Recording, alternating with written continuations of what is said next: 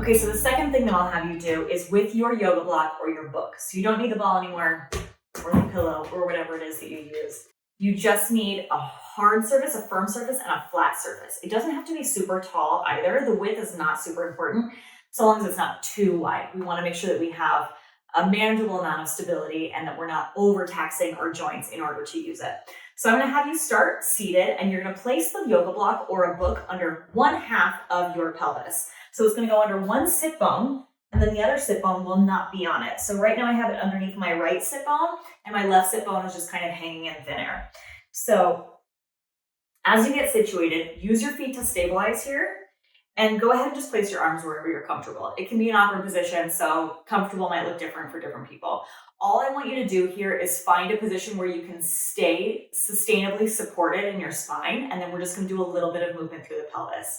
So right now, because the block is under my right side, there's more work happening on my right side. My right hip flexors are more engaged. I feel like I'm having to use my right leg muscles more in order to stay supported. So let's add a little bit of movement on that left side and just see what happens. So in this position, I just want you to take a deep inhale to start and lengthen your spine. Reach up through the crown of the head as you inhale. And then just find a nice gentle core contraction as you exhale. Exhale, draw in from the belly. Let's do that again, and we'll add a little bit of movement. So as you inhale, stay long through your spine and drop the left side of your pelvis. So inhale, left side dips. And then exhale, pull the belly in, lift from the left side, recenter your pelvis. Let's do that again. Inhale to lengthen the left side. And then exhale to reset, come back through center. One last time on this side. Inhale to drop. And exhale to engage and reset. Okay. Now I want you to just pivot that block or that book so that it's evenly balanced underneath both of your sit bones. And then all I want you to do now is just take a breath. You should probably have more space, more expansion in your body, and you might feel comfortable in a different position now that you're evenly balanced. That's all part of the journey. So just find a comfortable position, evenly balanced underneath both of your sit bones. Sit nice and tall. Take a nice deep breath. Inhale. And then just relax. Exhale. And obviously we feel a big difference here once our pelvis is equally supported. Let's do that one more time. Big inhale, lengthen up. Exhale for that gentle core connection. Just draw the ribs in. Engage by drawing that belly button back. And then gentle activation, pulling your hip points together.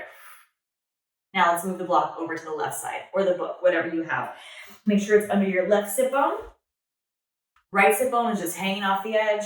And then again, find a comfortable position. It might be different left versus right, depending on your body's dominances and where you feel more comfortable, one side versus the other. So if it's different on this side, that's also okay. Let's just go through the movements and see how it feels and take note of right versus left. So sit up nice and tall for that first inhale. Gentle belly activation for the exhale. And then we'll add in some movement. So big inhale here, spine stays long.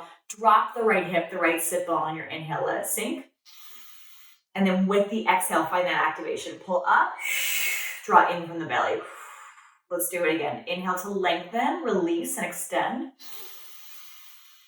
And then exhale to activate. Let's do it one last time. Big inhale, big breath here. Exhale, pull up and in. Find that core engagement, find that stability. And then one last time, recenter that support underneath your sit bones so that both sit bones are equally supported here. And take one final breath. Let it out. And now that you've done both sides, just start to take note of where you felt differences. For example, when I had the block under my right sit bone, I felt like my left side was working a lot harder to pull back up to center. Versus when I had the block under my left sit bone, I felt like my right side felt more natural in doing the movements. So that is an indication for me of my right side dominance and also the rotation that I have in my pelvis. So it's a really great pattern of movements to just start to create that additional awareness around what's going on left versus right side of the pelvis. And then we'll take that information and we'll address it in your next session. So I want you to do that again one more time.